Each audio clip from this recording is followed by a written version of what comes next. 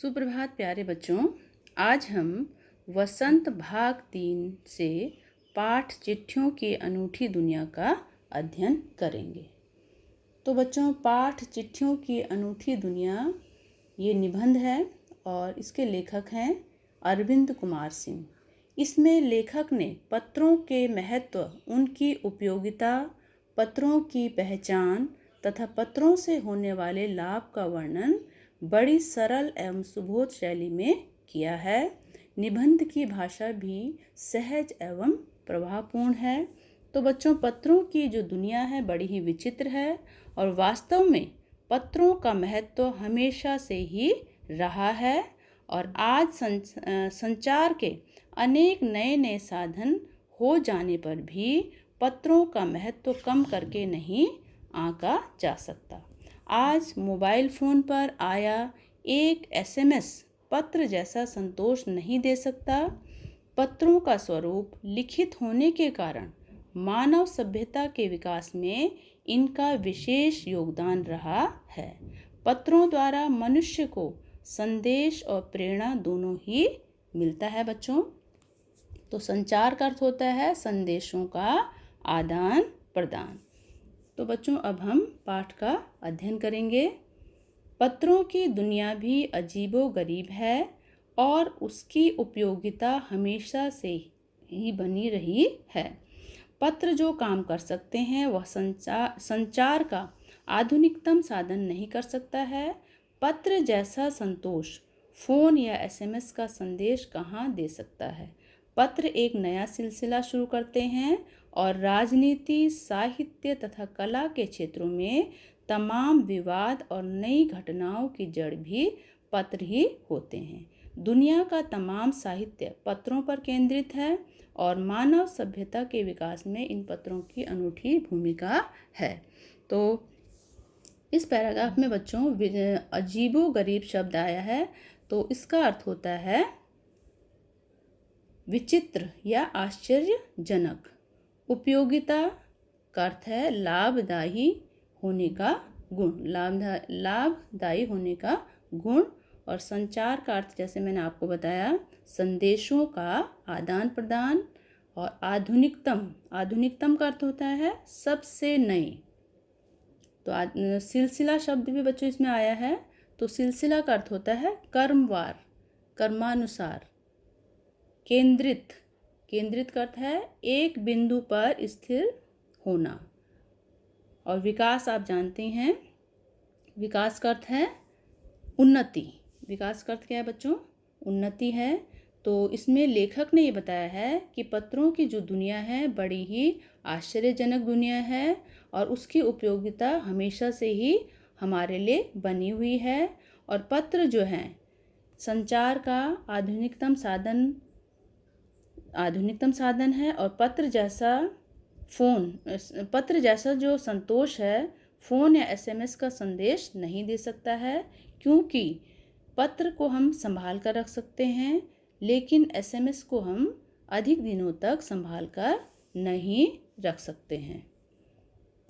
तो बच्चों, इसमें लेखक ने पत्र की उपयोगिता के बारे में बताया है। आगे हम पढ़ते हैं।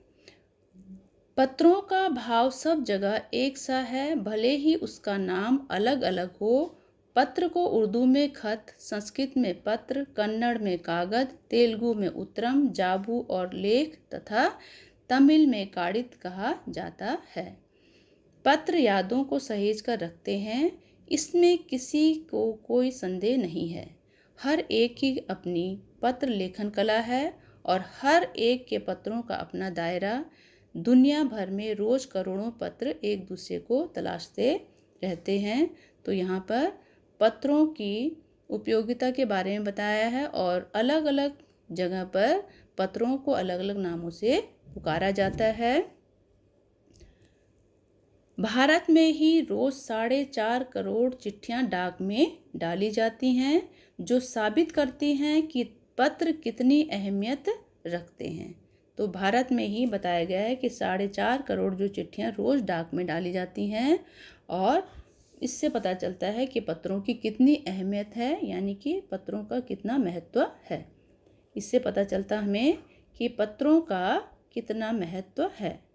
पंडित जवाहरलाल नेहरू ने सन 1953 में सही ही कहा था कि हजारों सालों तक संचार का साधन केवल हरकारे कहा जाता है, जो रनर्स होते हैं उन्हें हरकारे कहा जाता है बच्चों। और या फिर तेज घोड़े रहे हैं। उसके बाद पहिए आए, पर रेलवे और तार से भारी बदलाव आया। तार ने रेलों से भी तेज गति से संवाद पहुंचाने का सिलसिला शुरू किया। अब टेलीफोन, वायरलेस और आगे रडार दुनिया बदल रहा है। तो पंडित जवाहरलाल नेहरू ने कहा कि जब यातायात के साधन नहीं थे तो जो तेज़ दौड़ने वाले थे और तेज़ दौड़ने वाले घोड़े थे, उनके द्वारा जो है पत्र भेजे जाते थे। और फिर पहिए का आविष्कार हुआ और उसके बाद रेलवे और तार से भारी बदलाव आया और तार ने रेलों से भी तेज़ गति से संवाद को पहुंचाने का सिलसिला शुरू किया। और उसके बाद टेलीफोन, वायरलेस और रडार ने दुनिया को बदल ही दिया। पिछली शताब्दी में पत्र ने एक कला का रूप ले लिया। डाक व्यवस्था के सुधार के साथ पत्रों को सही दिशा देने के लिए विशेष प्रयास किए गए। तो बच्चों, डाक व्यवस्था के सुधार के लिए विशेष जो है व्यवस्था किए गए। और पत्र संस्कृति विकसित करने के लिए, पत्र की संस्कृति को विकसित करने के लिए स्कूली पाठ्यक्रमों में पत्र लेखन का विषय भी शामिल किया गया। और भारत ही नहीं, दुनिया के कई देशों में ये प्रयास चले और विश्व डाक संघ ने अपनी ओर से भी काफ़ी प्रयास किए। तो विश्व डाक संघ की ओर से 16 वर्ष से कम आयु वर्ग के बच्चों के लिए पत्र लेखन प्रतियोगिताएं आयोजित करने का सिलसिला सन 1972 से शुरू किया गया। तो बच्चों, विश्व डाक संघ की ओर से 16 वर्ष से कम आयु वर्ग के बच्चों के लिए पत्र लेखन की प्रतियोगिताएं आयोजित की गई और ये 1972 से शुरू हुई।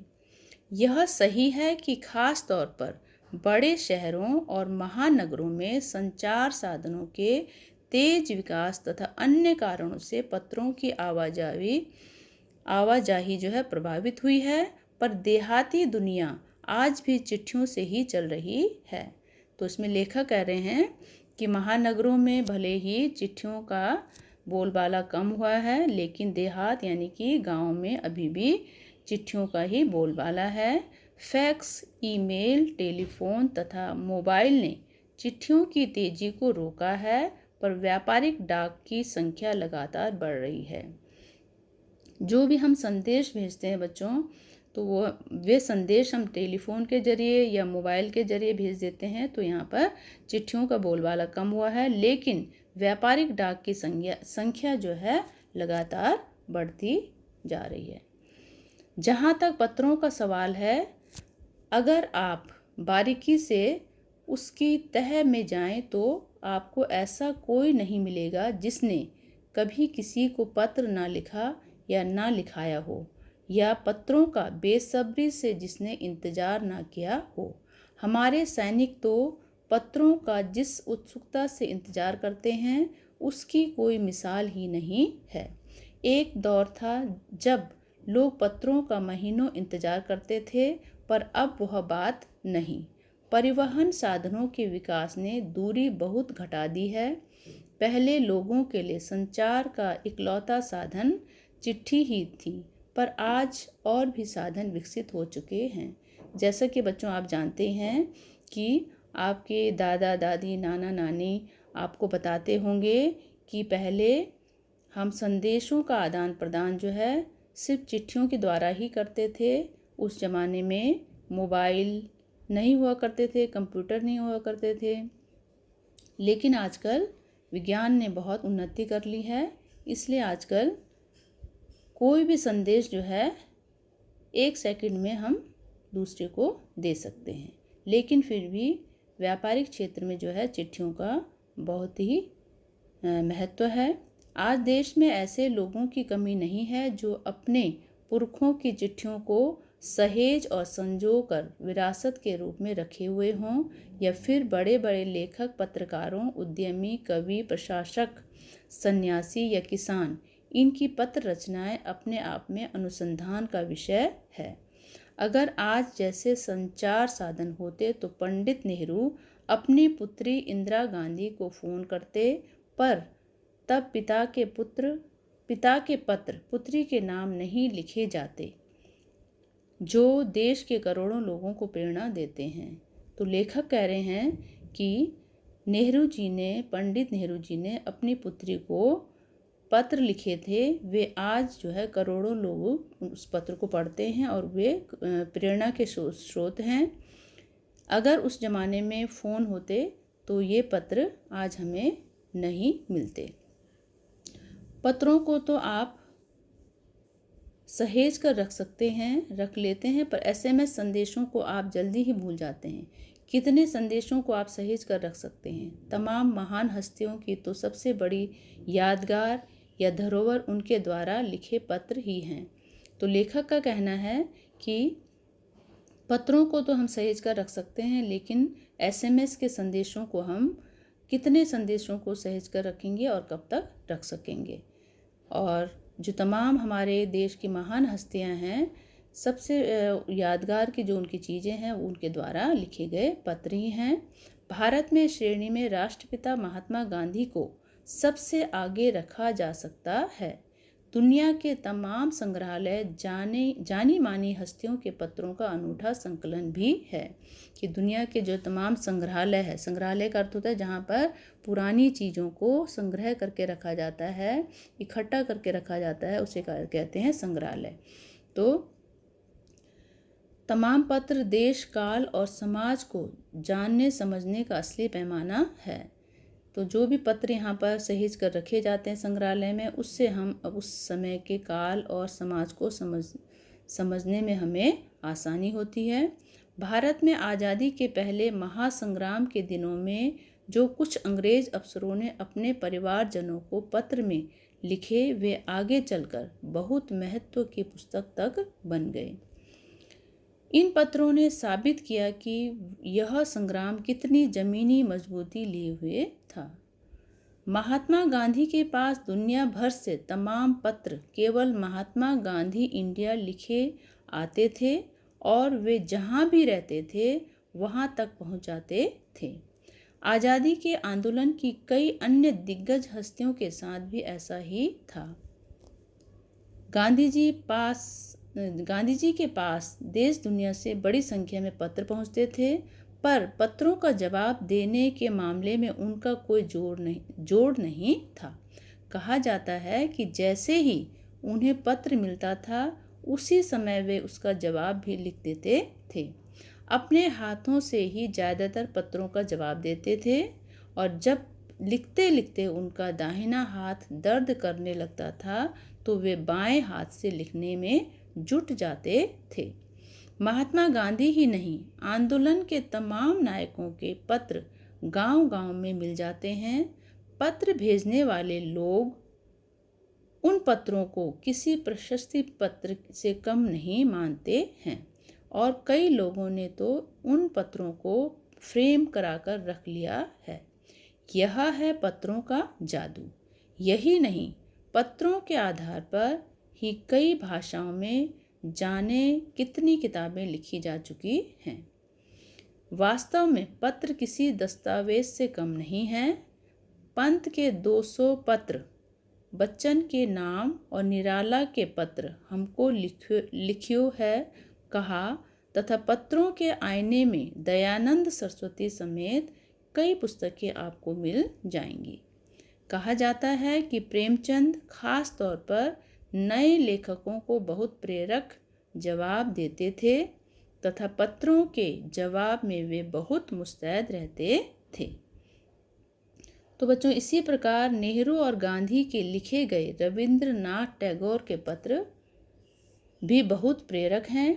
महात्मा और कवि के नाम से महात्मा गांधी और रविंद्रनाथ टैगोर के बीच सन 1915 से 1941 के बीच के पत्रकार का संग्रह प्रकाशित हुआ है, जिसमें बहुत से नए तथ्यों और उनकी मनोदशा का लेखा जोखा मिलता है। तो बच्चों, पत्र व्यवहार की परंपरा भारत में बहुत पुरानी है, पर इसका असली विकास आज़ादी के बाद ही हुआ है। तमाम सरकारी विभागों की तुलना में सबसे ज़्यादा गुडविल डाक विभाग की है। इसकी एक ख़ास वजह यह भी है कि यह लोगों को जोड़ने का काम करता है। इसकी ख़ास वजह इसलिए है क्योंकि ये जो पत्र हैं लोगों को जोड़ने का काम करती हैं। घर घर तक इसकी पहुंच है। संचार के तमाम उन्नत साधनों के बाद भी चिट्ठी पत्री की हैसियत बरकरार है।